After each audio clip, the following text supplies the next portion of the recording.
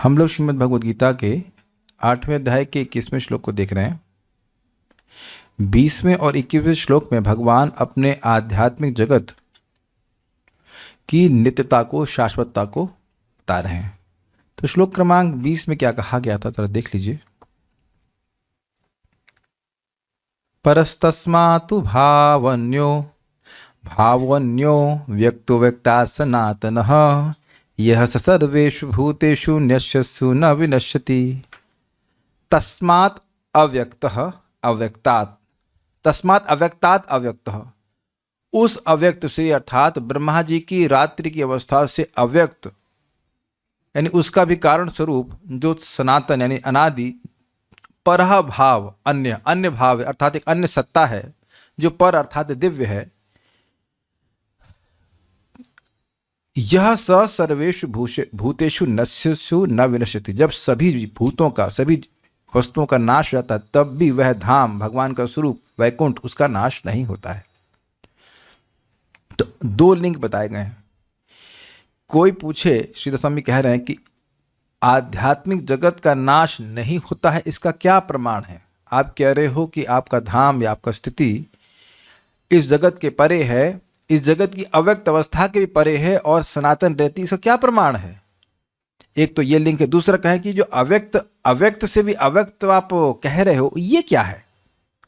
तो दोनों ही लिंक से आप अगले श्लोक को समझें। कोई पूछे कि भाई आप ये कह रहे हो कि आध्यात्मिक जगत का नाश कभी नहीं होता है, वह सनातन रहता है, इसका क्या प्रमाण है? या कोई कहिए आपने अव्यक्त से अव्यक्त अवस्था बताई है, ये अव्यक्त से अव्यक्त अवस्था क्या है? ये कौन से अव्यक्त की बात आप कर रहे हो? तो उस पर यह श्लोक भगवान गीता का कहते हैं। मेरे पीछे बोलिए। अव्यक्तोक्षर इत्युक्तस्तमाहु परमां गतिम्। अव्यक्तोक्षर इत्युक्तस्तमाहु परमां गतिम्। यं प्राप्य न निवर्तन्ते तद्धाम परमं मम। यं प्राप्य न निवर्तन्ते तद्धाम परमं मम। अव्यक्तोक्षर इत्युक्तस्तमाहु परमां गतिम्। अव्यक्तोक्षर इत्युक्तस्तमाहु परमां गतिम्। यं प्राप्य न निवर्तन्ते तद्धाम परमं मम। यं प्राप्य न निवर्तन्ते तद्धाम परमं मम। अव्यक्तोक्षर इत्युक्तस्तमाहु परमां गतिम्। अव्यक्तोक्षर इत्युक्तस्तमाहु परमां गतिम्। यं प्राप्य न निवर्तन्ते तद्धाम परमं मम। यं प्राप्य न निवर्तन्ते तद्धाम परमं मम। अव्यक्तोक्षर इत्युक्तस्तमाहु परमां गतिम्। अव्यक्तोक्षर इत्युक्तस्तमाहु परमां गतिम्। यं प्राप्य न निवर्तन्ते तद्धाम परमं मम। यं प्राप्य न निवर्तन्ते तद्धाम परमं मम। अव्यक्तोक्षर इत्युक्तस्तमाहु परमां गतिम्। अव्यक्तोक्षर इत्युक्तस्तमाहु परमां गतिम्। यं प्राप्य न निवर्तन्ते तद्धाम परमं मम। यं प्राप्य न निवर्तन्ते तद्धाम परमं मम।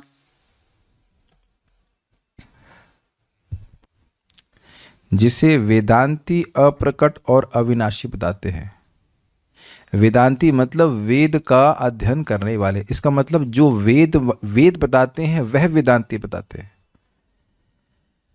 जो परम गंतव्य है, जिसे प्राप्त कर लेने पर कोई वापस नहीं आता, वही मेरा परम धाम है। अन्वय देखिए। अव्यक्तः अक्षरः इति। उस अव्यक्त भाव को जन्म आदि रहित अक्षर तत्व कहते हैं। अव्यक्त है अर्थात प्रकट नहीं है, सभी का कारण स्वरूप है, और अक्षर है अर्थात वह अविनाशी है। इति इस प्रकार तम परमाम गतिम आहु, उसे परम गति कहते। तो कौन कहते हैं? पान वालों के बारे में नहीं बोल रहे हैं। तो वेदांती हैं, जो वेद का अध्ययन करते हैं वह कहते हैं।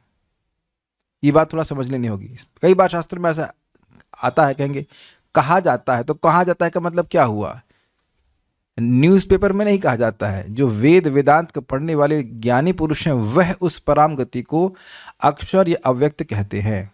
तो अब पहला लिंक क्लियर हुआ कि क्या प्रमाण है कि आध्यात्मिक जगत अविनाशी है।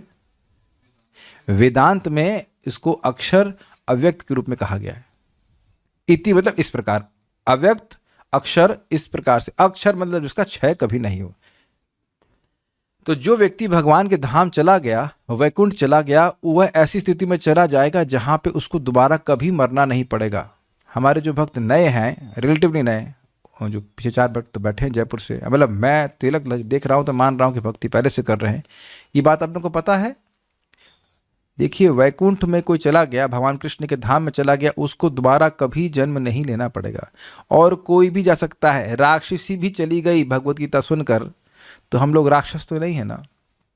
वो भी पूरा अध्याय भी नहीं सुना, 8वां अध्याय, खाली आधा श्लोक सुना और टीका भी नहीं पढ़ी, अनुवाद भी नहीं पढ़ा। किम तद ब्रह्म किम अध्यात्मम किम कर्म पुरुषोत्तम, ये बोली और वैकुंठ चली गई। ये इतना प्रबल है। इसीलिए भक्ति में किसी को देखना ही नहीं चाहिए कि वो योग्य है कि नहीं योग्य, क्योंकि सभी को योग्य बना दिया जाता है। इसको रहने दीजिए, इससे बहुत डिस्टर्बेंस हो रहा है, रहने दीजिए, ठीक है। भक्ति में योग्यता देखी ही नहीं जाती। जैसे लिफ्ट में कोई बैठ गया तो कितना पढ़ाई करेगा कि उसको लिफ्ट ऊपर उठा दे, कोई जरूरत नहीं है, खाली लिफ्ट में बैठा रहेगा, लिफ्ट उसको हाईएस्ट फ्लोर पर पहुंचा देगी, बस वो बैठा रहे। जैसे आप लोग बैठे हुए हैं, तो कथा में बैठने में भी दिक्कत है, कथा समझने के लिए नहीं बोल रहे हैं, सुने। बाहर से कुछ आवाज आ रही है, उसका अर्थ नहीं समझ रहे हैं, खाली सुन रहे हैं। क्या मेरी बात आप समझ रहे हैं? समझने के लिए नहीं कहा जा रहा है, सुनने के लिए कहा जा रहा है। अजीब सी बात बोल रहा हूं ना। यहां मान लीजिए मैं भगवत गीता हेब्रू में बोल रहा होता तो बिल्कुल ही नहीं समझ पाते ना, तब भी शुद्ध हो जाते। क्योंकि वो राक्षसी जो बोल रही थी किम तद ब्रह्म किम अध्यात्मम किम कर्म पुरुषोत्तमा, उसको ये पता ही नहीं था ये गीता का श्लोक है। इट इज दैट पावरफुल, क्योंकि अमृत अमृत की तरह ही कार्य करता है, ना जाने तब भी। तो हम खाली बात कर रहे थे कि ये जो परम गति में है, ये भगवान श्री कृष्ण है। इसको आहु इस प्रकार से अव्यक्त और अक्षर कहते हैं। और आहु को मतलब कहते हैं, मतलब जो वेद वेदांत पढ़ते वह कहते हैं, बाकी लोग तो जानते ही नहीं है। क्यों नहीं जानते? क्योंकि अव्यक्त है, क्योंकि इंद्रियों के परे है। इसलिए समान भाषा में, समान टाइम्स ऑफ इंडिया आदि में तो कभी नहीं आने वाला भगवान के धाम का वर्णन। अच्छा, यम प्राप्य ना निवर्तन्ते। और हो सकता है एक मन में शंका हो कि भाई वो स्थान शाश्वत है, चलो मान लिया, लेकिन क्या वहां पहुंचकर हमारी स्थिति भी शाश्वत है? आप मेरी बात समझ रहे हैं? आप ऐसे स्थान में पहुंच गए जो कभी नष्ट नहीं होगा, लेकिन आपको वहां से फेंक दिया गया तो कितना दुख होगा। ओहो, ये तो परमानेंट है, लेकिन हमारी स्थिति इम्परमानेंट है। मान लो किसी को ये शंका हो कि भाई वैकुंठ चले गए, लेकिन अब मान लो 1000 सृष्टियों तक हमारे रहे, फिर वापस यहाँ पे आ गए, तब भी मेहनत करने का मन नहीं पड़े करेगा क्या? वापस तो आ ही जाएंगे, उतना मोटिवेशन नहीं मिलेगा। आप मेरी बात समझ रहे हैं कि क्यों भगवान इस बात को बोल रहे हैं? वह पराम गति में वैकुंठ तो नष्ट नहीं होता है, तो क्लियर है, लेकिन जो उसकी प्राप्ति कर लेता है वह भी वापस कभी नहीं आता है। तो इसलिए यह सुनकर कोई मूर्ख ही होगा जो भगवान का नाम उच्चारण नहीं करे। तो क्यों आप ऐसा कह रहे हैं? क्योंकि नाम उच्चारण करके बहुत सहजता से वैकुंठ की प्राप्ति हो जाती है। प्रमाण है 3:9:15, मरते समय बिल्कुल विवश अवस्था में और अचानक भगवान का नाम कोई बोल देता तो तुरंत वैकुंठ के लिए चला जाता है। तो जब मरते समय बोल रहा है, जबकि मन और वाणी और शरीर पूरी तरह विक्षिप्त है, एकदम असहाय अवस्था में, डिस्टर्ब है, और तब हम जब स्वस्थ अवस्था में जिंदगी भर बोलते रहेंगे हरे कृष्णा कृष्णा कृष्णा हरे हरे, हरे राम राम राम हरे हरे, तो क्यों नहीं पहुंच जाएंगे? क्या इसको भी समझना कठिन है? मेरी बात समझ में आ रही? मरते समय एकदम डिस्टर्ब माइंड से, वाणी से और शरीर से व्यक्ति अगर गलती से बोल दे तो भगवान की प्राप्ति हो जाती है। तो अगर जानबूझकर हरे कृष्णा कृष्ण कृष्ण हरे हरे, हरे राम राम राम हरे हरे रोज बोल रहे हैं, तो क्यों नहीं होगी? और ये एक बार हो गई तो वापस नहीं आएंगे। और ये भी तो नहीं कहा जा रहा है कि अब खाइए मत या सोइए मत, लेकिन सुबह उठ करके भगवान का नाम उच्चारण कर लीजिए। क्या कठिनाई है? कठिनाई कुछ भी नहीं है, थोड़ा समझ में आना चाहिए बात। गीता गलत है ही नहीं, गीता का एक एक शब्द बहुत महत्वपूर्ण है। इसीलिए जो भी भक्ति कर रहा है, चाहे वो हाउसवाइफ है, चाहे वो मिनिस्टर है, चाहे कुछ हो, वो एक ही प्रकार से महत्वपूर्ण है। बताइए क्यों? माइक में बताइए क्यों? क्या मैं सही बोल रहा हूँ? क्यों सही बोल रहा हूँ? और गलत बोल रहा हूँ तो क्यों गलत बोल रहा हूँ? चाहे वो हाउसवाइफ हो, चाहे वो प्राइम मिनिस्टर हो, जो लोग जप कर रहे हैं वो बराबर, एक ही बराबर रूप से महत्वपूर्ण है। क्यों? भक्ति हर कोई कर सकता है और भक्ति का फल एक ही होगा। यस, दोनों ही वैकुंठ पहुंचेंगे, दोनों ही वैकुंठ के अधिकारी हैं। Is that clear? कोई गरीब हो चाहे अमीर हो, दोनों भक्ति की दृष्टि से बराबर हैं। चाहे गृहस्थ हो चाहे ब्रह्मचारी हो चाहे सन्यासी हो, सब बराबर है इस दृष्टि से कि सभी भक्ति के अधिकारी हैं। जो जितना भक्ति में आगे बढ़ा है वह श्रेष्ठ है। Is that okay? सब लोग भगवान के पास जा सकते हैं।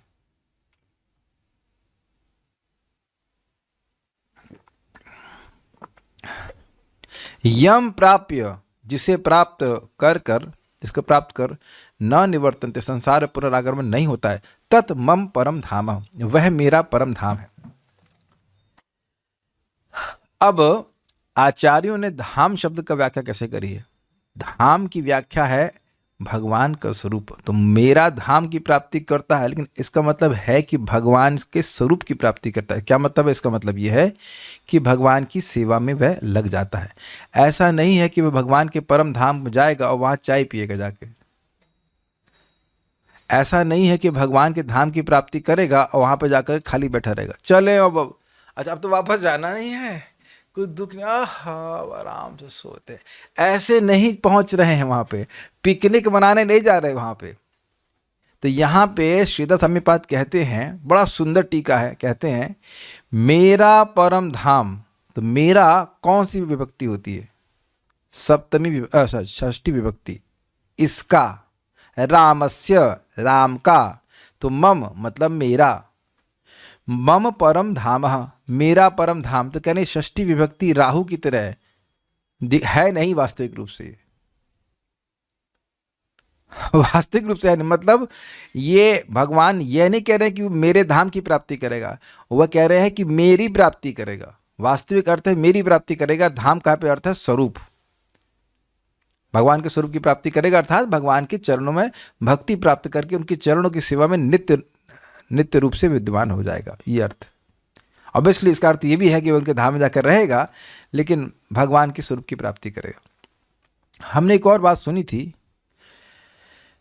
कि व्यक्ति भगवान के धाम या भगवान की प्राप्ति करेगा। इसका क्या मतलब था?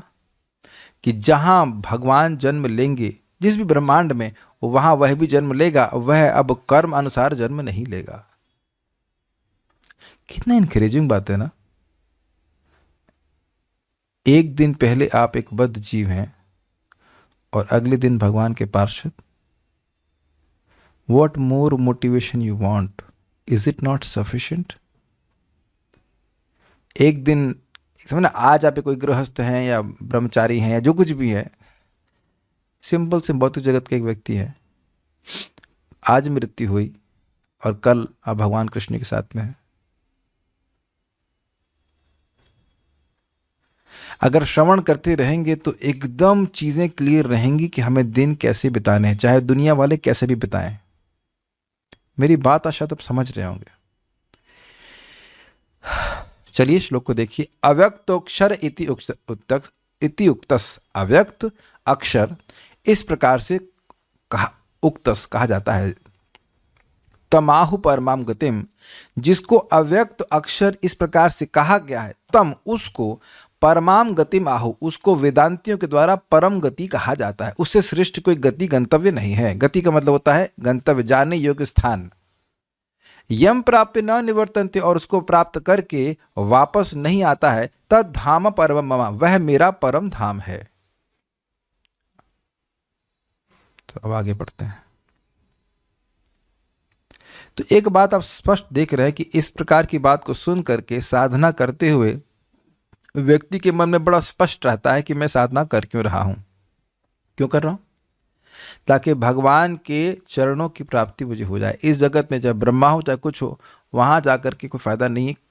अगर कुछ सुख मिलेगा पहली बात तो लिमिटेड, और फिर वह लिमिटेड मात्रा में और लिमिटेड समय के लिए, अब फिर वापस आना पड़ेगा। तो मैं अपनी भक्ति को वहां क्यों खर्च करूं? कोई एक व्यक्ति बोला कि आप ये हीलिंग क्यों करते हैं अपनी, मतलब स्वस्थ रहने के लिए?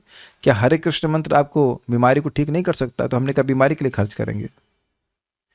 जो बीमारी आपकी एक पिल से ठीक हो जाएगी, मान लो विटामिन डी कम हो गया, तो क्या हरे कृष्ण विटामिन डी पूरा करो, विटामिन, बेवकूफ़ी है कि नहीं?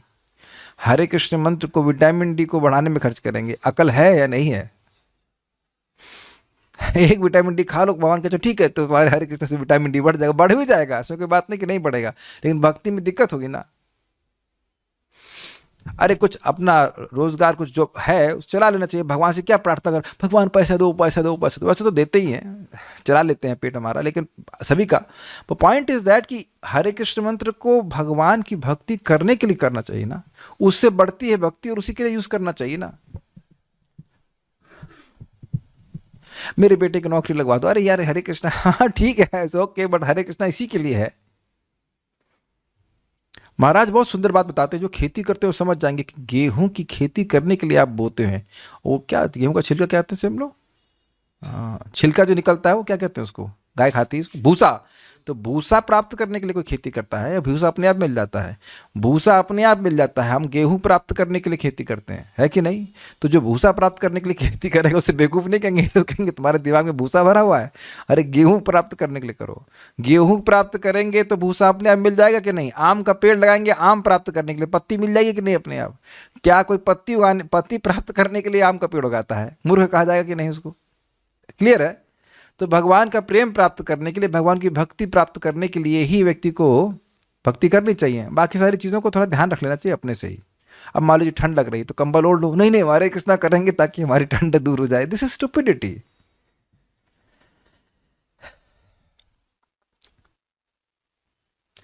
एक बात हमें कल सुनने में आई, कोई व्यक्ति बोल रहे थे कि तुम 64 माला कर लो चाहे 128 माला कर लो, तुम भगवान की जब कृपा होगी तभी प्राप्ति होगी। तो ये कुछ कृपा नहीं है कि आप नाम उच्चारण कर रहे हैं, अजीब सी बात कर रहे हैं।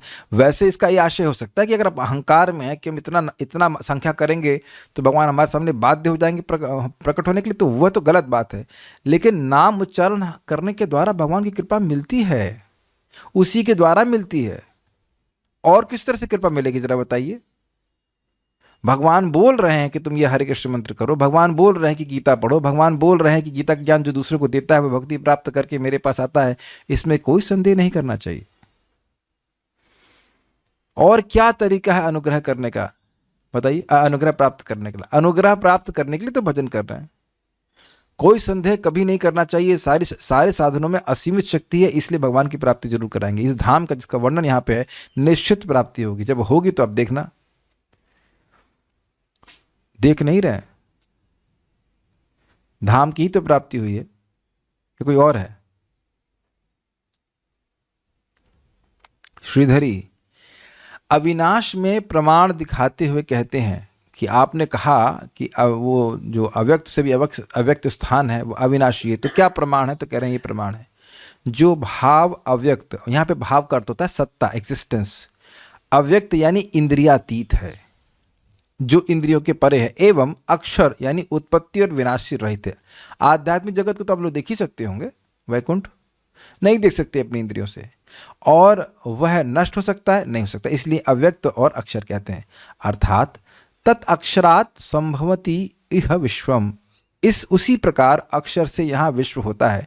मुंडक उपनिषद इत्यादि श्रुतियों में अक्षर इस नाम से कहा गया है। क्या कह रहे हैं कि जिसको अक्षर कहा गया है उसी से ये जगत आया है। तो ये प्रमाण श्रुतियों से, मुंडक उपनिषद इसका प्रमाण है कि अक्षर से ये जगत आया है। तो जगत की सृष्टि हुई और अक्षर से आया है, अर्थात अक्षर की सृष्टि नहीं हुई।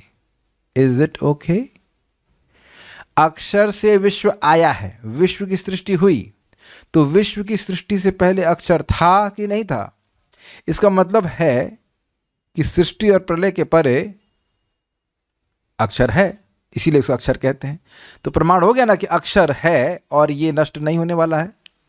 मुंडक उपनिषद, मुंडक एक उपनिषद का नाम है। अक्षर यानी मुंडक उपनिषद में अक्षर शब्द आया है, उसको ही परम गति कहते हैं, अर्थात प्राप्त होने योग्य पुरुष का खास प्रयोजन।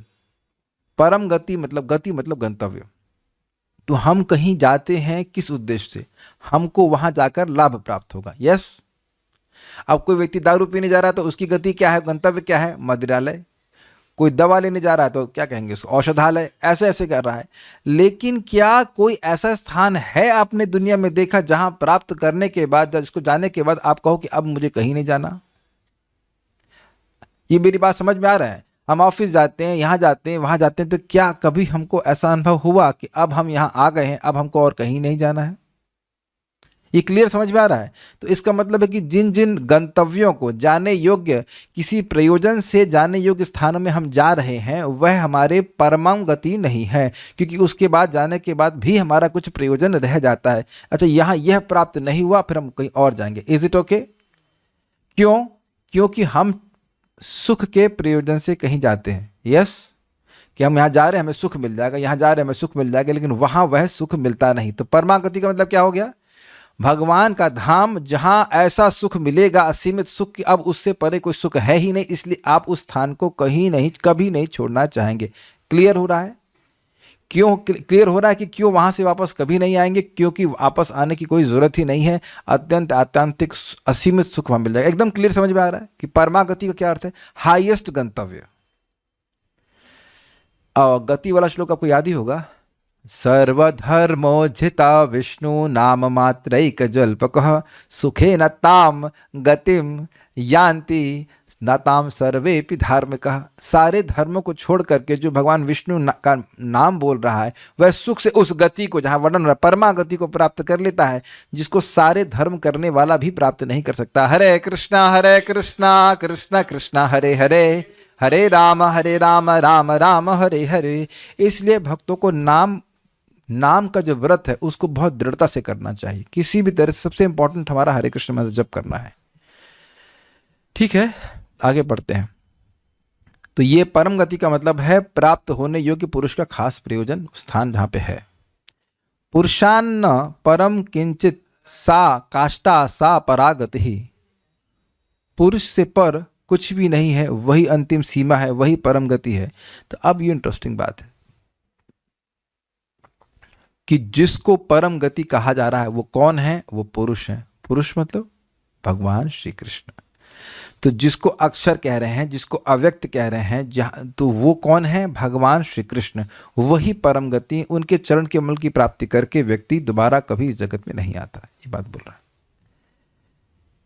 देखिए, इसको थोड़ा समझना होगा। हमको सुख कैसे मिलता है? हम लोगों को सुख मिलता है किसी की सेवा करके। ये क्लियर है? और उसकी सेवा करके सुख मिलता है जिससे प्रेम होता है। ये भी क्लियर है? ठीक है ना? जिससे प्रेम नहीं होता उसके लिए ड्यूटी बजा सकते हैं या ज़बरदस्ती सेवा कर सकते हैं, बिल्कुल नहीं अच्छा लगता, मानते हैं। और जिससे प्रेम होता है उसकी सेवा करने में हम अघाते नहीं। समझते हैं शब्द का अर्थ? अघाना मतलब बोर नहीं होना, नित्य निरंतर उसकी सेवा करने की इच्छा बनी रहती, बल्कि व्याकुलता बनी रहती कि हम सेवा करें, क्योंकि सेवा हमारा स्वरूप है। ये क्लियर हुआ? तो भगवान का प्रेम प्राप्त करके व्यक्ति भगवान कृष्ण की सेवा करता है तो प्रेम जागृत होता है, और जितना प्रेम जागृत हो गया या पूर्णतः प्रेम जागृत हो गया तो उसको भगवान की सेवा में असीमित सुख मिलता है। तो परम गति प्राप्त करने का अर्थ है कि भगवान का प्रेम प्राप्त करना और उसके द्वारा भगवान की जो सेवा का सुख है उसका अनुभव करना। वो चाहे फिर भक्त किसी भी स्थान में हो, वह आध्यात्मिक जगत में ही रहेगा। क्लियर? आगे बढ़ते हैं। उसका परम गतित्व ही बताते हैं, मतलब वो परम गति है उसका वर्णन कर रहे हैं कि जिसे पाकर पुनः नहीं लौटता, वह मेरा ही परम धाम यानी स्वरूप है। यानी भगवान के स्वरूप की प्राप्ति करके, अर्थात भगवान का पार्षदत्व प्राप्त करके, भगवान का पार्षद बनकर भगवान की नित्य सेवा में लग करके दोबारा व्यक्ति जगत में नहीं आता। मेरा ही धाम, इस कथन में जो षष्ठी विभक्ति का प्रयोग है वह राहु के सिर की भांति औपचारिक है, अतः भाव यह है कि मैं ही परम गति हूं। फॉर्मेलिटी के लिए भगवान बोल रहे हैं कि तद धाम परमम ममा। राहु का सिर होता है कि नहीं होता है? राहु का सिर नहीं है और केतु का धड़ नहीं है ना? यस। तो राहु का, सही बोल रहा हूं ना? राहु का सिर नहीं है, सिर नहीं है तो फिर नहीं है। तो औपचारिकता से बोल रहे हैं कि राहु का सिर। तो कहने का आशय यह है कि इसमें भले ही बोल रहे हैं कि मेरा ही धाम, तो इससे क्या सुनाई पड़ रहा है? भगवान का धाम, भगवान का वैकुंठ प्लैनेट। तो वह अकेले रहेंगे नहीं। तो यहाँ मेरा ही धाम का मतलब हुआ भगवान का स्वरूप, भगवान का सेवा करने का मौका वह मिल जाएगा उसको, फिर वापस नहीं आएगा। गीता भूषण टीका। ये बात हमको क्यों बार बार सुननी? इस जगत में हम बहुत से लोगों के पार्षद बनना चाहते हैं, लेकिन वह भी मरते हैं और हम भी मरेंगे, वह भी दुखी रहते हैं और हम भी दुखी रहेंगे। आज प्रभुपाद जी का प्रवचन मैं सुन रहा था और बड़ी सुंदर बात प्रभुपाद कहते हैं, इस जगत में सभी लोग परफेक्ट होने का प्रयास कर रहे हैं। दिख रहा है? क्या आप लोग स्वीकार करते हैं? हर व्यक्ति पूर्ण होने का प्रयास कर रहा है, उसके लिए वो पढ़ता है या वो एक्सरसाइज करता है अपने शरीर को फिट करने के लिए, पूर्णतः परफेक्ट होना चाहते हैं, लेकिन 4 इम्परफेक्शन रहते ही हैं: जन्म, मृत्यु, जरा और व्याधि। ये बहुत अच्छे पहलवान हैं, लेकिन अब वृद्धावस्था को प्राप्त हैं। जैसे कि हमको सिल्वेस्टर स्टैलोन बड़ा अच्छे लगते थे, उनकी बॉडी, या जो लोग नहीं जानते वो ना ही जाने, लेकिन हमको अच्छे लगते थे। या फिर आर्नोल्ड श्वार्ज़नेगर, हमने थे ना, क्या बॉडी थी उसकी, थी, क्या बॉडी थी। समझ में आ गया मैं क्या कहना चाहता हूँ? क्या बॉडी थी, है नहीं। अब 76 साल के कुछ हो गए हैं वो लोग, ऐसे उम्र हो गई, अब वो बॉडी थी नहीं, अब बॉडी है नहीं, बॉडी थी। वो खाली फोटो है, वो बॉडी नहीं है, वो बॉडी थी। समझ में आ गया? तो अब परफेक्ट बॉडी थी, अब वो परफेक्ट बॉडी नहीं है। क्या दोष आ गया? वृद्धावस्था का दोष आ गया। कुछ समय के बाद मृत्यु का भी दोष आएगा। तो ये बहुत बड़ा दोष है। अगर दोष देखना ही चाहते हैं तो हम बता दें कौन सा दोष देखें आप। जन्म, मृत्यु, जरा, व्याधि, दुख, दोषानुदर्शनम। भगवान कह रहे हैं दोष देखना चाहते हो ना, दोष दृष्टि, हाँ, इसमें दोष को क्यों नहीं देखते कि इस जगत में जन्म, मृत्यु, जरा और व्याधि। प्रभुपाद जी बड़ा सुंदर कहते हैं, जैसे तुम लोग मृत्यु को नहीं रोक सकते, तुम जन्म को भी नहीं रोक सकते। कितने सारे जन्म को रोकने के प्रयास किए जा रहे हैं, फिर भी संख्या बढ़ ही रही है। जैसे मृत्यु को नहीं रोक सकते, वैसे जन्म को भी नहीं रोक सकते, और नहीं रोक पा रहे हैं, नहीं रोक पा रहे ना। कितने युद्ध हो रहे हैं, जो भी हो रहा है, लेकिन पॉपुलेशन तो बढ़ती ही जा रही है ना। प्रयास चल रहा है कि पॉपुलेशन को कम किया जाए, लेकिन क्या कम हो रही पॉपुलेशन? नहीं हो रही। तो ये जगत के दोष हैं, व्यक्ति को देखने चाहिए, और ये सारे के सारे दोष सारे के सारे वैकुंठ वासियों में नहीं है। तो बहुत बड़ा लाभ है, बहुत बड़ा लाभ है। और इसको प्राप्ति कैसे कर सकते हैं? बहुत सिंपल, भगवान का प्रसाद खाओ, भगवान का नाम उच्चारण करो, भगवान को प्रणाम करो, भगवान का स्मरण करो, भगवान की बात सुनो, भगवान की बात सुनो, फिर भगवान वापस ले आएंगे। Simple as simple. Gita Bhushan टीका। जिस वस्तु को मैं अव्यक्त और अक्षर कह रहा हूं, उसको वेद विद परम गति कहते हैं। पुरुषान्ना परम किंचित सा काष्ठा परमागति। इन व्यक्ति से श्रेष्ठ कुछ भी नहीं है, वे ही परम लक्ष्य हैं। कठोपनिषद 1.3.11। उस वस्तु को प्राप्त करके व्यक्ति पुनः जन्म नहीं लेता। कौन वस्तु? भगवान श्री कृष्ण। वह वस्तु मैं ही हूं, अर्थात मेरा परम सुंदर स्वरूप। तात्पर्य, ब्रह्म संहिता में भगवान कृष्ण के परम धाम को चिंतामणि धाम कहा गया है, जो ऐसा स्थान है जहां सारी इच्छाएं पूरी होती हैं। भगवान कृष्ण का परम धाम गोलोक वृंदावन कहलाता है, और वह पारस मणि से निर्मित प्रसादों से युक्त है। एक्चुअली प्रासाद होना चाहिए, प्रसादों। प्रासाद का मतलब होता है महल, प्रसाद का मतलब होता है कृपा। तो प्रासादों से युक्त है। वहाँ पर वृक्ष भी हैं जिन्हें कल्पतरु कहा जाता है, जो इच्छा होने पर किसी भी तरह का खाद्य पदार्थ प्रदान करने वाले हैं। प्रभुपाद जी समझाते हैं भाई ऐसे कैसे हो जाता है। जैसे मैं कहूँ कि आप मेरे लिए एप्पल लेके आओ, तो आप भाग के एप्पल ले सकते हैं अगर थोड़ा प्रेम करते हैं, या कहें कि मेरे लिए मौसमी ले आओ तो मौसमी ला सकते हैं। तो क्यों ऐसा कर सकते हैं? क्योंकि आप एक जीवित व्यक्ति हैं। एक जड़ पदार्थ, ये कैमरा केवल यह स्क्रीन में एक रिफ्लेक्शन प्रस्तुत कर सकता है। मैं कहूँ कैमरे भैया जरा थोड़ा सा अंगूर लेके आना, तो ये नहीं ला सकता कि ये जड़ है। तो इस जगत में पेड़ ऐसा नहीं कर सकते हैं, क्योंकि पेड़ जड़ हैं। लेकिन आध्यात्मिक जगत में पेड़ भी एक व्यक्ति हैं, और वह सचेत हैं, वह कॉन्शियस हैं, और जो आपकी इच्छा है वो पूर्ण कर सकते हैं। समझ में आया? ये बात है। वहाँ गौवें भी हैं जिन्हें सुरभि गौवें कहा जाता है, और वे अनंत दुग्ध देने वाले हैं। कभी कभी ब्रह्मचारी आश्रम में झगड़ा हो जाता दूध के ऊपर। हमने कहा अरे भाई कुछ सेकंड जीना है, गोलोक पहुंच जाओ, वहाँ तुम दूध में नहा लेना, कोई दिक्कत नहीं, यहाँ मत झगड़ा करो यार। उतनी देर में हरे कृष्णा कर सकते हो कि नहीं? थोड़े थोड़े दूध के लिए झगड़ा कर रहे हो, पहुँच जाओगे वहाँ पे कुछ समय में। ब्रह्मचारी तो 75% चांस है, तो चले जाओगे। उसके बाद आराम से दूध पीते रहना। वहाँ तो क्षीर का सागर है, वही नहाना, उसी में उसी बाल्टी भर के ले आना, उसे गर्म करना, काटना, कोई दिक्कत नहीं है। जो भी अभाव यहाँ है सो है, लेकिन वहाँ बिल्कुल भी नहीं है। वैसे अभाव यहाँ पे भी नहीं है, लेकिन जो भी मान लीजिए नहीं है कोई भी। क्या छोटी छोटी चीज़ें हम लोग फंस जाते हैं, ऊपर नहीं देखते कि कितना कितना व्यवस्था वहाँ पे रखी हुई है। वे आदि भगवान गोविंद तथा समस्त कारणों के कारण कहलाते हैं। भगवान वंशी बजाते रहते हैं, ऑफिस नहीं जाना उनको? नहीं, ऑफिस नहीं जाना, उनके बाप को भी नहीं जाना, उनके पिताजी को भी नहीं जाना, उनके पिताजी के पिताजी को भी नहीं जाना, उनके दोस्तों को भी नहीं जाना, किसी को भी ऑफिस नहीं जाना, केवल पिकनिक, इटर्नल पिकनिक। तो कहो भाई भजन क्यों कर रहे हैं? भाई पिकनिक मनाना है इसलिए। कब तक? शाश्वत समय तक आप पिकनिक ही मनाते रहेंगे, खाते रहेंगे, गाते रहेंगे। कथा गानम नाट्यम गमन अपि वंशी प्रिय सखी चिदानंदम ज्योतिर परम आस्वादित अपि ततः, ऐसे करके श्लोक है, बहुत सुंदर ब्रह्म संहिता में है कि वहाँ कथा नहीं बोलते हैं, और सब लोग गाते रहते हैं। ऐसे आदमी कहा गाएंगे क्यों? क्योंकि इतने आनंद में रहते हैं कि बोला ही नहीं जाता, दे ओनली सिंग। आपने देखा जो भक्ति बहुत आनंद में होता है तो गाने लगता है, तो वहाँ इतना आनंद है कि व्यक्ति बोलते नहीं, केवल स्वतः स्फूर्त भाव से गाते ही रहते हैं, और चलते नहीं है, नाचते हैं। ये सब वर्णन है वहाँ पे। उनका दिव्य स्वरूप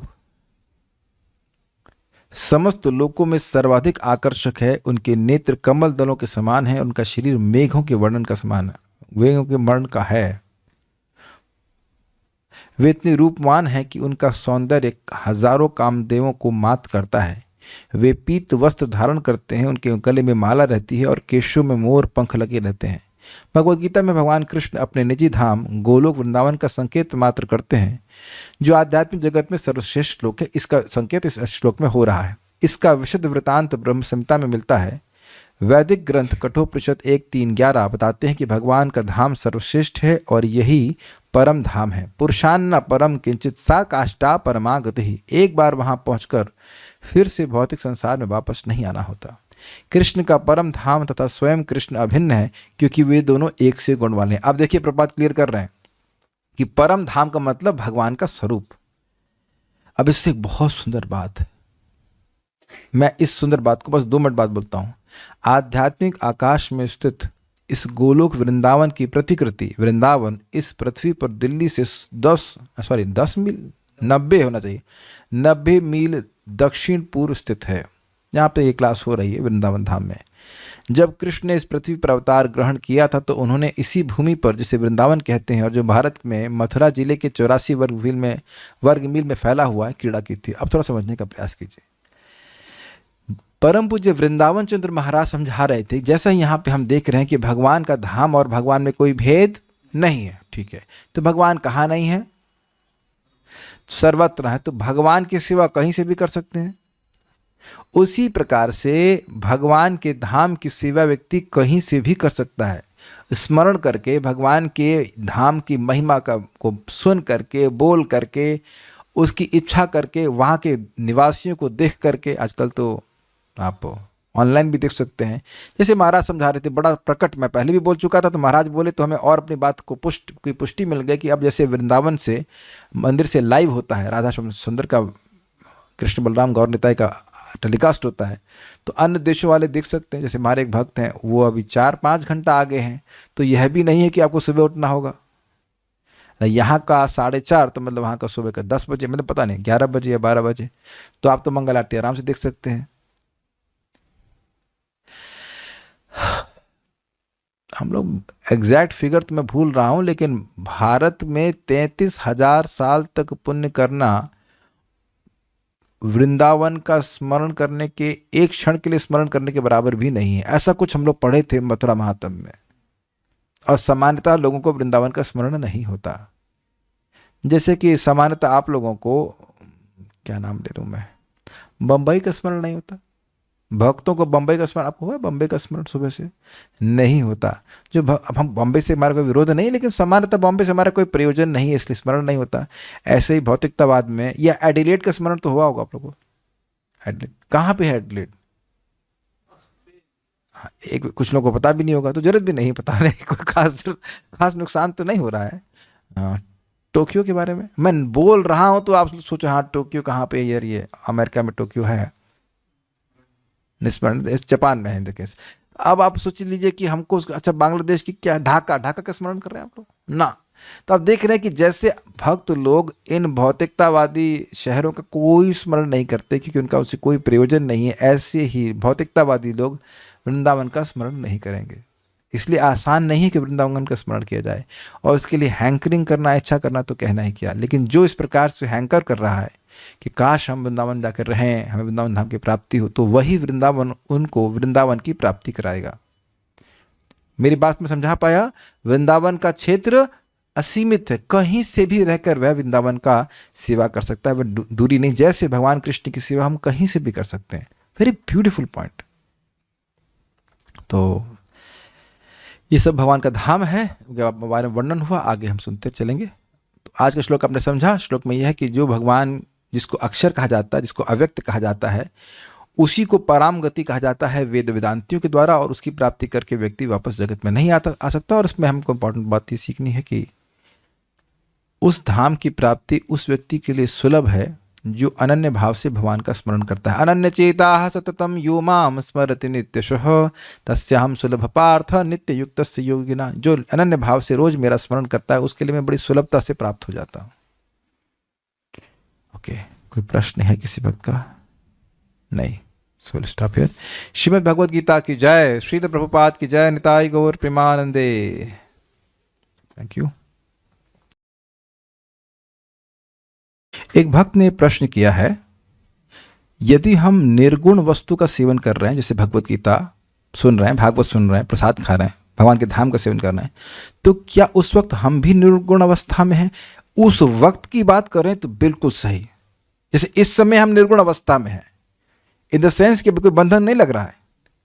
जब हम भगवान का चिंतन करते हैं, भगवान तो निर्गुण है, तो क्या उस वक्त हम भी निर्गुण अवस्था में आते हैं? जी हाँ, कोई कर्म बंधन नहीं लगता। या भाव भक्ति पर पहुंचने के बाद ही गुणों का प्रभाव निरस्त होता है, तो यह भी ठीक है। भाव भक्ति पर कभी भी आप गुणों के प्रभाव में नहीं जाएंगे। समझ में आया? क्योंकि भगवान का स्मरण, भगवान की भक्ति से आप एक क्षण के लिए भी च्युत नहीं होंगे।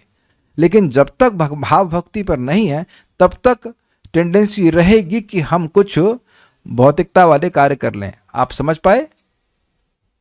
जब आप भगवद गीता पढ़ रहे हैं, तब गुणों का संग नहीं कर रहे है, तो गुणों का संग नहीं कर रहे हैं भाई, निर्गुण वस्तु का सेवन कर रहे हैं, तो गुणों का संग छूट गया। लेकिन अब जानते हैं, ये संभावना है कि गीता क्लास के बाद अब भागवत क्लास अपने से नहीं पढ़ने वाले हैं। हो सकता हो कि मुझे माया की क्लास पढ़ें भाई, कुछ बहुत शुद्धिकरण हो गया, कुछ अब अपने कुछ सुख के लिए भी कुछ कर ले, तपस्या ही करते रहेंगे, ये कुछ और बोलेंगे या कुछ और बात करेंगे, तो उसकी वजह से गुणों का संग भी होने लगता है। तो दोनों ही बात बिल्कुल सत्य है। जब हम गीता पढ़ते हैं, गीता अध्ययन निर्गुण है, तो क्या उस वक्त हम निर्गुण अवस्था में हैं? जी हाँ हैं। या निर्गुण वस्तु का सेवन कर रहे हैं लेकिन तीनों गुणों से प्रभावित हैं? ये भी ठीक है। तीनों गुणों से प्रभावित हैं, लेकिन क्योंकि जितने समय में निर्गुण वस्तु का सेवन कर रहे हैं, उतने समय कोई बंधन नहीं लग रहा। यज्ञार्थात् कर्मणो अन्यत्र लोको यम कर्म बंधना। यज्ञ के अर्थ के लिए जो कार्य किया जाता है, उससे बंधन नहीं लगता है। क्या क्लियर समझ में आया? लेकिन शुद्ध होते जा रहे तो यह देख रहे हैं कि जो धारा भौतिक भोगों की तरफ जाने की है, वह भगवान की तरफ मुड़ती जा रही है। एक भक्त हमको बोले वो गांव चले गए, तो क्लास नहीं सुन पाए। कह रहे प्रभु जी मैं बहुत परेशान हो रहा हूं, मैं गांव चला गया, मुझे क्लास सुनने को नहीं मिल रहा है। तो अब धारा भगवान की तरफ मुड़ी है, तब तो ही बिलबिलाहट है। Is it okay? अब पहले बिलबिलाहट किस लिए होती थी कि पिक्चर देखने को नहीं मिली, पिक्चर छूट गई, या टिकट नहीं मिला पिक्चर का, व्हाटएवर। तो ये उस समय मन की धारा कहाँ जा रही थी? भगवान से विमुख जा रही थी, माया की तरफ जा रही थी। तो आप देख रहे हैं कि निर्गुण वस्तु का सेवन करते करते अब मन की धारा निर्गुण वस्तुओं की तरफ ही जा रही है। अब यह तो संकल्प ही नहीं आता होगा कि हम बाजार की चीज खाएं, ये तो आता ही नहीं है संकल्प। उधर मन का प्रभाव उधर जाता ही नहीं ना। हो सकता है भाई कहें कि हम केक प्रसाद हम खाएं, दैट्स ऑल राइट, पूरी प्रसाद खाएं तो वो सब ठीक है, लेकिन प्रसाद नहीं खाएं और कुछ भोग खाएं तो उधर धारा जा ही नहीं रही है। तो ऐसा करते रहेंगे तो देखेंगे पूरी तरह निर्गुण हो जाएंगे। ख्याल लग रहा है? एक और प्रश्न किसी वक्त ने किया है।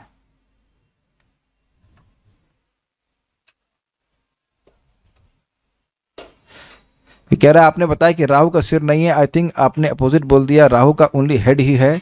जैसे राहु का सिर्फ सर ही है, वो औपचारिक है, इसलिए भगवान की प्राप्ति की परम गति, वो बात का अल्टीमेट पता नहीं। जो भी अर्थ आप समझ गए, राहु का सिर हो या धड़, हमको नहीं पता, हम राहु के मित्र नहीं है, राहु का प्रचार नहीं कर रहे। What ever the point is कि भगवान का परम धाम से कहने का अर्थ है कि भगवान का स्वरूप। अच्छी बात है, कम से कम ध्यान से सुनते रहें। अब भगवान की बात ध्यान से नहीं सुने, राहु की बात सुन रहे, तो कम से कम राहु की बात याद रहे। उसी तरह यह बात समझें कि परम धाम का मतलब है भगवान का स्वरूप।